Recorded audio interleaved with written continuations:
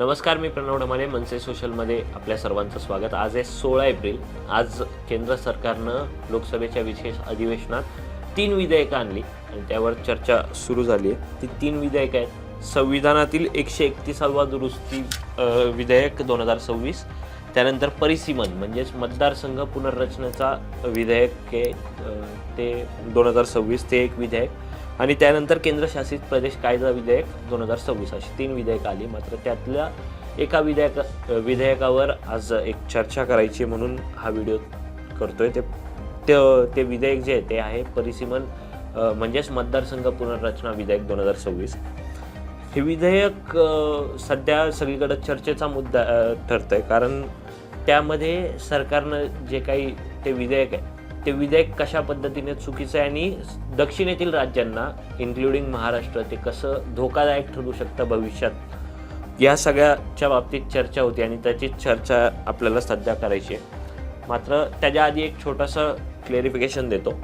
महिला आरक्षणाचा मुद्दा जो होता तो गेल्या काही दिवसांपासून, गेल्या काही वर्षांपासून तापलेला होता. लोकसभेत किंवा लोकप्रतिनिधित्वामध्ये महिलांना एक 33% आरक्षण असावं, म्हणजे 3 पुरुषांच्या मागे एक महिला ही खासदार असावी, आमदार असावी, नगरसेवक असावी, यासाठी 33% आरक्षण महिलांना मिळावं, हा मुद्दा चर्चेत होता. आणि त्याला जवळपास सगळ्यांची संमती होती की महिलांना 33% आरक्षण लोकप्रतिनिधी असताना मिळालं पाहिजे प्रत्येक ठिकाणी.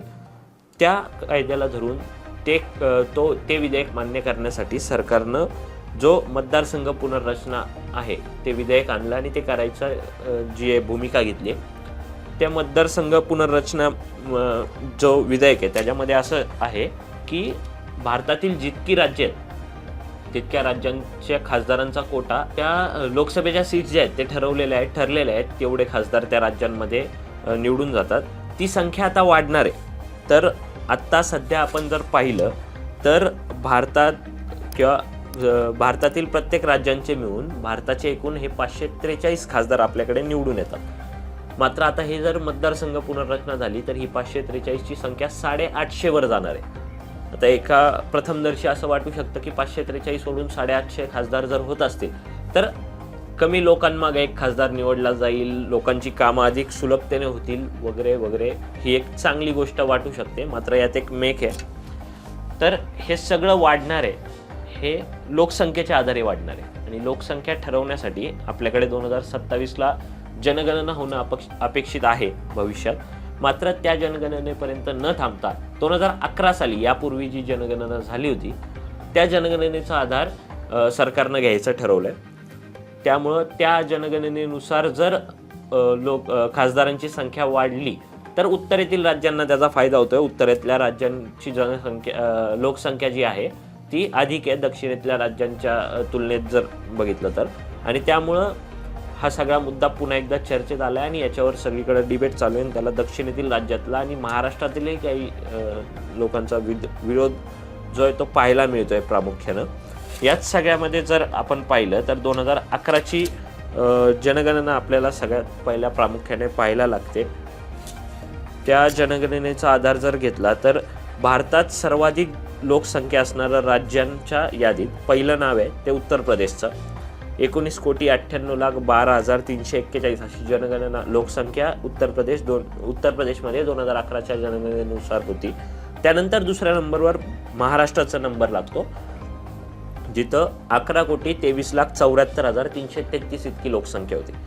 2 राज्यांमध्ये साधारण 2011 पर्यंत 8 कोटी लोकसंख्येचा जे ते अंतर होतं आणि त्यानंतर 3 नंबरला बिहार राज्याचा नंबर होतो. 10,40,99,452 ही बिहारची लोकसंख्या. मात्र तेच आपण जर बघितलं तर दक्षिणेतील राज्य जी तमिळनाडू, आंध्र प्रदेश, कर्नाटक ही राज्य त्या यादीमध्ये बरीच खालच्या स्थानावर येतात, ज्यांची लोकसंख्या 2011च्या जनगणनेनुसार कमी होती.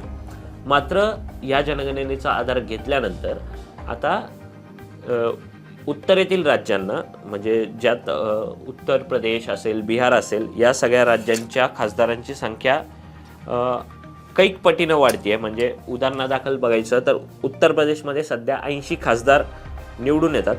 त्या 80 खासदारांच्या मागे 80 खासदारांच्या जागी आता नवीन विधेयक जर मंजूर झालं तर 143 साधारण 143च्या जवळपास आमदार हे उत्तर प्रदेशमधून निवडले जाऊ शकतात.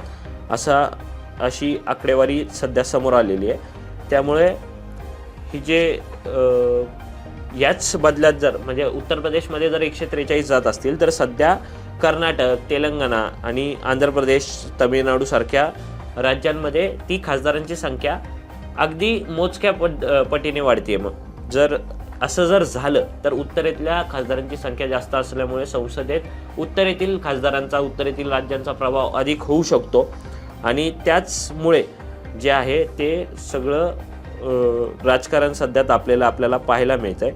यामध्ये आणखी एक मुद्दा जो आहे तो GDPचा, देशाची जी GDP आहे किंवा कर जो संकलित होतो देशाचा, त्यात सर्वात मोठा वाटा जर कुठल्या राज्यांचा असेल तर तो आहे दक्षिणेतील राज्यांचा. म्हणजे यामध्ये महाराष्ट्र पुन्हा पहिल्या नंबरवर आहे. GDP मध्ये सगळ्यात मोठा वाटा महाराष्ट्राचा आहे. 14 ते 15% देशाच्या GDP मधला हा महाराष्ट्रातून जातो. नंतर येतात तमिळनाडू 9 ते 10%, कर्नाटक 8 ते 9%, गुजरात त्यानंतर येतो 4 नंबरला 8 ते 9% आणि मग परत 5व्या नंबरला उत्तर प्रदेश येतो 8 ते 9%. म्हणजे पहिले 5 राज्य जर बघितले GDPच्या वाट्यामध्ये जर आपण पाहिलं तर 3 राज्य महाराष्ट्र धरून ही दक्षिणेकडची आहेत, जी भारताच्या GDP मध्ये मोलाचं योगदान देत असतात, मोठं योगदान देत असतात. मात्र या बदल्यात जेव्हा लोकप्रतिनिधित्व मिळायची वेळ येते तेव्हा या दक्षिणेतील राज्यांना कमी लोकप्रतिनिधित्व मिळत असल्याचं जो आरोप आहे किंवा जी टीका आहे ती सध्या सरकारवर केली जाते, जी बहुअंशी खरी असल्याचंही आपल्याला पाहायला मिळत आहे. त्यामुळं हा सगळा वाद जो आहे तो इथून सुरू झालेला आहे आणि आता हा वाद जो आहे तो इथून पुढं कुठल्या मुद्द्यांवर फिरणार हे देखील बघणं महत्त्वाचं ठरणार आहे. मात्र यात आणखी काही महत्त्वाचे मुद्दे या सगळ्या ह्याच्यात चर्चेत घेतले पाहिजेत. ते म्हणजे ही आत्तापर्यंत आपण पाहिली ती आकडेवारी आहे. मात्र या आकडेवारीच्या किंवा लोकसंख्या 2011ची जनगणना वगैरे याला बाजूला सारून देखील अनेक मुद्दे आहेत. 2011 नंतर भारतात उत्तरेतील राज्यांमधून मोठ्या प्रमाणावर स्थलांतर हे दक्षिणेतील राज्यात आणि प्रामुख्यानं महाराष्ट्रात झालं, ज्याची आकडेवारी आहे जी सातत्यानं आपल्या माध्यमातून आपणही देत असतो. उत्तर प्रदेशातून महाराष्ट्रात येणाऱ्या उत्तर प्रदेशातून म्हणण्यापेक्षा उत्तर भारतातून महाराष्ट्रात नोकरी धंद्यासाठी कामासाठी येणाऱ्या लोकांची संख्या अधिक आहे. दक्षिणेतही ती त्याच प्रमाणात आहे. याची मोठी कारणं आहेत. महाराष्ट्रात मुंबईसारखं शहर आणि दक्षिणेत चेन्नई असेल, बेंगळुरू असेल यासारखे IT हब्स आहेत, जिथं काम करायला उत्तर भारतातील लोक मोठ्या प्रमाणात या ठिकाणी येत असतात आणि ते आल्यामुळे इन्फ्रास्ट्रक्चरल ग्रोथ वगैरे जे असतं किंवा नागरी प्रश्न जास्त या राज्यांमध्ये तयार होत असतात. इन्फ्रास्ट्रक्चरल ग्रोथ या राज्यांना जास्त मोठ्या प्रमाणात करावी लागते. हे सगळं करत असताना आधीच जो GST वाटण्याचा जो कार्यक्रम केंद्र सरकार करतं, दरवर्षी केंद्र सरकार काही पैसे राज्यांना देत असतं, त्यातही या राज्यांचा वाटा जो आहे तो खूप छोट्या प्रमाणात आहे. या उलट बिहार आणि उत्तर प्रदेश सारख्या राज्यांना मोठ्या प्रमाणात निधी केंद्र सरकारकडून डेव्हलपमेंटसाठी, विकासासाठी दिला जातो. त्यामुळं हे स्थलांतर होऊन शेवटी तिकडच्या लोकांना जर अधिक लोकप्रतिनिधित्व खासदार मिळणार असतील फक्त जनगणना आणि लोकसंख्येच्या आधारावर, तर तिथली लोक पुन्हा फिरून या दक्षिणेतील राज्यात येणार असतील तर त्या लोकप्रतिनिधींचा तिकडे फायदा काय, ते करण्यामागं कारण काय, असा एक सवाल जो आहे तो सध्या विचारला जातोय.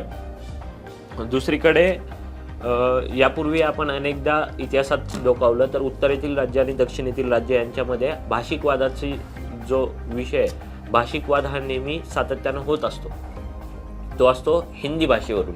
उत्तरेतील राज्य आणि तिथले नागरिक ही बहुतांश प्रमाणात हिंदी भाषा बोलत असतात आणि हिंदी ही देशाची राष्ट्रभाषा व्हावी यासाठी ते प्रयत्न करत असतात, किंबहुना ते सांगतही असतात की हिंदी ही देशाची राष्ट्रभाषा आहे. मात्र दक्षिणेतील राज्य असतील, महाराष्ट्र असेल, यांचा सातत्याने या गोष्टीला विरोध राहिलेला आहे. देशाची कुठलीही राष्ट्रभाषा नाही, राज्यभाषा प्रत्येक देशाला आहे आणि भाषिक प्रांतरचना या देशाची झालेली आहे. त्यामुळे प्रत्येक भाषेला योग्य तो न्याय मिळाला पाहिजे अशी भूमिका दक्षिणेतील राज्यांची आणि महाराष्ट्राची ही सातत्यानं राहिलेली आहे. त्यामुळं हा भाषिक वाद हा सातत्यानं उफाळून येत असतो आणि पुन्हा एकदा जर उत्तरेतील राज्यांना अधिक लोकप्रतिनिधित्व मिळालं, त्यांचं वजन लोकसभेत वाढलं आणि दक्षिणेतील राज्यांचं लोकप्रतिनिधित्व कमी झालं तर यापुढे भाषिक वाद वाढला किंवा अशा कुठल्याही तणावाची स्थिती निर्माण झाली तर दक्षिणेतील राज्यांचं प्राबल्य कमी असल्यामुळे त्यांच्यावर अन्याय भविष्यात होऊ शकतो. अशा प्रकारची जी भीती आहे ती देखील या विधेयकामुळं समोर येऊ घातलेली आहे. त्यामुळे या सगळ्याचा विचार करता हे विधेयक भविष्यात दक्षिणेतील राज्यांसाठी, महाराष्ट्रासाठी हे काही प्रमाणात म्हणून किंवा धोकादायक ठरण्याची चिन्ह देखील दिसत आहेत. या सगळ्या कारणामुळं या विधेयकाला सध्या जो आहे तो विरोध सुरू आहे. तुम्हाला या सगळ्या परिस्थितीबद्दल, या विधेयकाबद्दल काय वाटतं ते खाली कमेंट बॉक्समध्ये सांगा. व्हिडिओ आवडला असेल तर लाईक करा आणि अशाच नवीन व्हिडिओसाठी चॅनलला सबस्क्राईब करायला विसरू नका. धन्यवाद.